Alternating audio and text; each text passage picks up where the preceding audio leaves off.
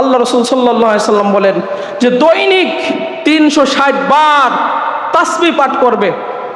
আল্লাহু আকবার, আলহামদুলিল্লাহ, লা ইলাহা ইল্লাল্লাহ, সুবহানাল্লাহ, আস্তাগফিরুল্লাহ, দৈনিক 360 বার।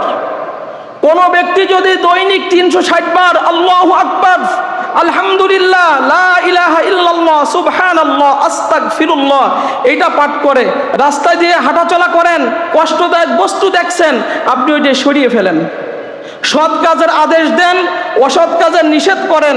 আল্লাহর নবী মুহাম্মদুর রাসূলুল্লাহ সাল্লাল্লাহু আলাইহি সাল্লাম বলেন, কিয়ামতের ময়দানে 360টা ঢাল দিয়ে আল্লাহ রাব্বুল আলামিন আপনাকে জাহান্নাম থেকে রক্ষা করবেন।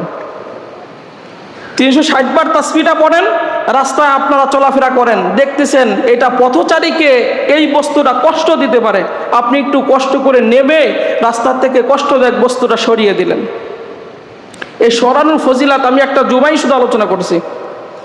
সরিয়ে দিলেন, সৎ কাজের আদেশ দেন, অসৎ কাজের নিষেধ করেন। সমাজে কত অন্যায় অবিচার কাজ হয়, আমরা কেউ সেখানে নিষেধ করি না, কিন্তু সৎ কাজের আদেশ আমরা দিতে পারি, ভাই এইটা ভালো কাজ, এইটা করো। কিন্তু অসৎ কাজ করতেছে, ওইটা নিষেধ করতে হবে, এইটা আমরা করি না। পারলে হাত দিয়ে করেন, না পারলে মুখ দিয়ে আপনি বলেন, না পারলে মনে মনে ঘৃণা করবেন। এটা তো দুর্বলতম ঈমান। আপনি সমাজের নেতা, আপনার ক্ষমতা আছে, সমাজে অসৎ কাজ আছে, অন্যায় জুলুম নির্যাতন কাজ হচ্ছে, অবিচার হচ্ছে, আপনি দাঁড়িয়ে সেটা নিষেধ করেন, ভাই এটা অন্যায়, এটা করা যাবে না। আল্লাহ রাব্বুল আলামিন বলেন এই বৈশিষ্ট্য যে মুমিনের মধ্যে থাকবে, আল্লাহ রাব্বুল আলামিন 360টা ঢাল দিয়ে কিয়ামতের ময়দানে তার পূর্ণাঙ্গ শরীরকে জাহান্নাম থেকে রক্ষা করবেন। তাহলে আমরা